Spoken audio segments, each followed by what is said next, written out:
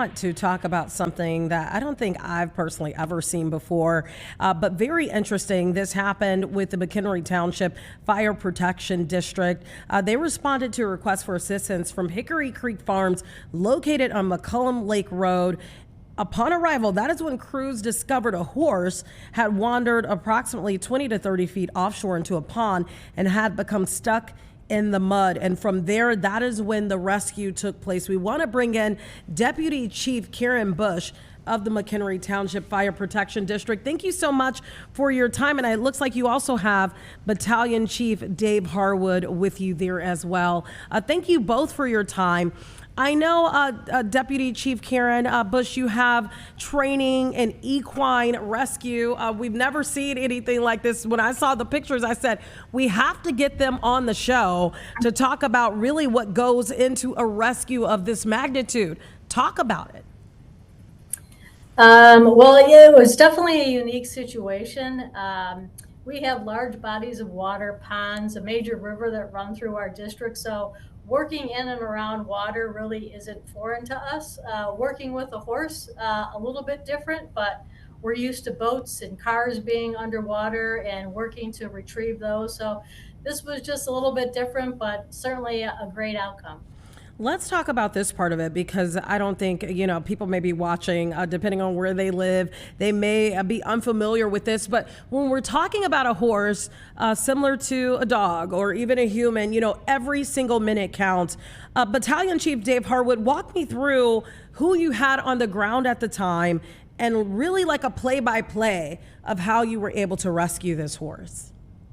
So I had our dispatch center send 2 engine companies out there along with myself that has the specialized equipment that we use for hauling and hoisting with ropes, and also the water rescue equipment that we have. So what I pictured in my head on the way there was exactly what we saw when we got there. So with the 2 engine companies and myself, there was 7 of us. We immediately met with the staff from the farm, and trying to figure out exactly what the best angle was going to be. I mean, we had in our minds, again, Deputy Chief Bush, we train for hoisting and hauling and water rescue, but not a horse. So we need to talk to the horse experts, which is exactly what I did when I got there, to come up with a game plan. I had ideas, they had ideas, and a great, collaboration between those people and ours. We got a plan together.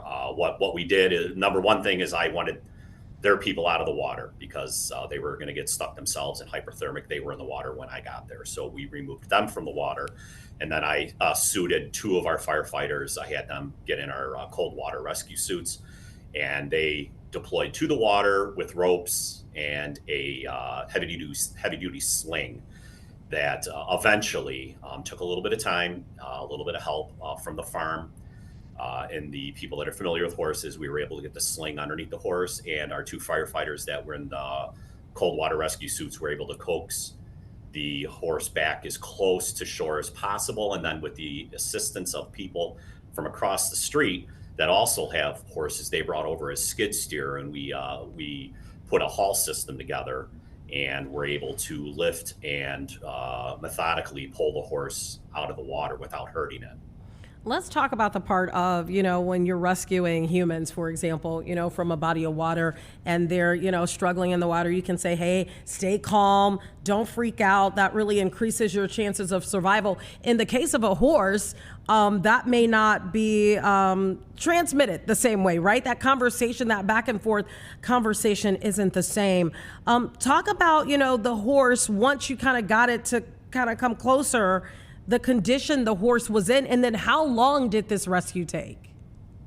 So the whole thing from start to finish from when I got there was approximately 45 minutes. I'm not sure how long the rescue attempt was being made prior to us getting there. My assumption would be probably not very long. So about 45 minutes to answer that question. And then the one thing that we had going for us with this incident is the horse was exhausted. Hypothermia was setting in, and which calmed the horse, which allowed us to probably put our firefighters into a closer area of the horse and they didn't have to worry about getting kicked or bit. The horse really didn't put up too much of a fight. Once we got her out of the water, a little bit different story. She quickly started to regain her senses on what was going on. But again, we had hypothermia and exhaustion working in our favor. Yeah, and I'm happy that the horse is okay.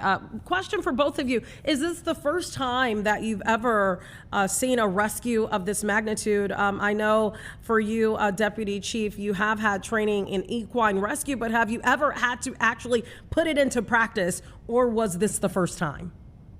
Unfortunately, this is not the first time. It was the first time in a pond, but not the first time to rescue a horse.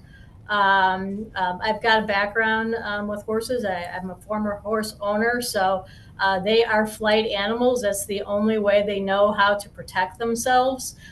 So that was certainly a worry for us that, and she did at some point, the horse did thrash a little bit, but you know, as Battalion Chief Harwood said, she was tired and hypothermic, but she still had that drive in there. And at any minute you could see, after she got a little bit of rest, she tried to help herself to get out. But these aren't frequent occurrences, but unfortunately in the area where we live, there are a lot of horses, a lot of farm in our area.